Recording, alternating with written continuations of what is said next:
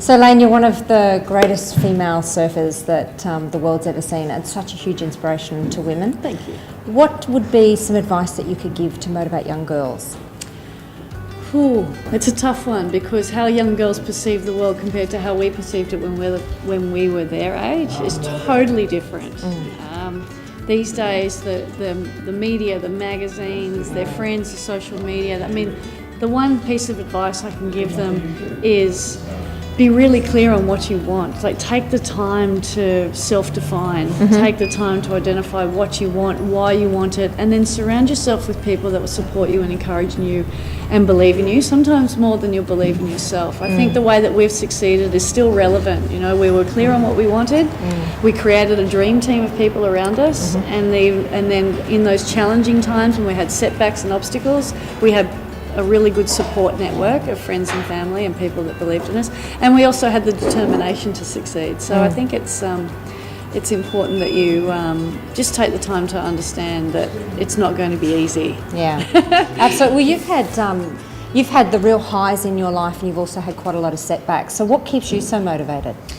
My passion for what I do. I love what I do, and I mean, there is no deeper desire in the human consciousness than to belong. And as a teenager, that's all you want. Absolutely. And people will die to belong. Yeah. That's all we want, is we want to belong. But the thing is, if you stay focused, if you stay on your path, you stay true to yourself, you'll actually find that you belong wherever you position yourself, and people will want to belong to you, as opposed to you having to try and adapt to them. Yeah, absolutely. And you, with your surfing, such a huge part of your life, did you have that moment where you realised that you could make a living out of pro surfing, that would be your path? Well, I didn't go into pro surfing for the money. No. When I started surfing, I was competing I'd have to pay for my own way to get to these events, and then hope that I would make $500. Yeah. So it wasn't the easiest job in the world. But I think the defining moment where I chose that I wanted to become a world champion was when my dad sat me down and told me I was adopted. And I felt, well, if I'm unworthy of my own mother's love, then if I become the best in the world, everyone will love me. And that was my driving force. I didn't realise that until my 6th consecutive world title. Yeah. And that's what success breeds. It breeds the opportunity, or provides you with the opportunity to reflect on your life. And so I realised that's what I was doing. I was driving myself to belong and to be accepted and to be loved.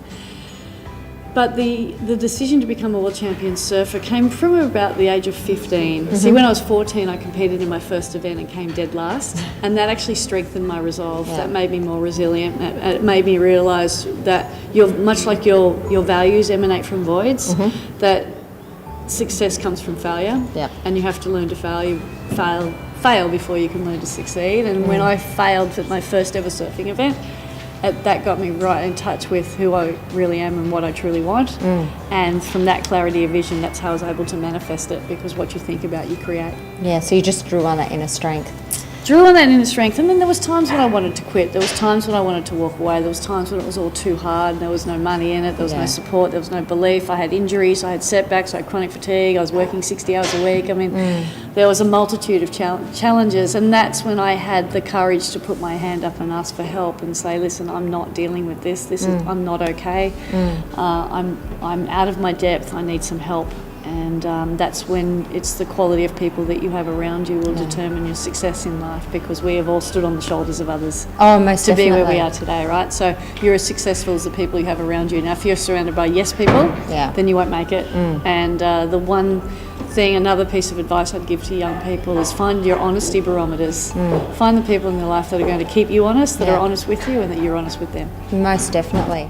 So on that note, who's your wingman? Who's that person around you that is that support for you now? I have quite a few still.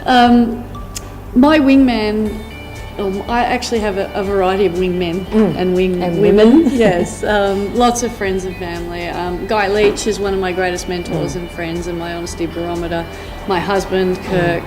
My dad's still my greatest rock in my life. Some of my girlfriends are really nurturing and supportive and understanding. And honestly, my greatest honesty barometer in my life is my mirror.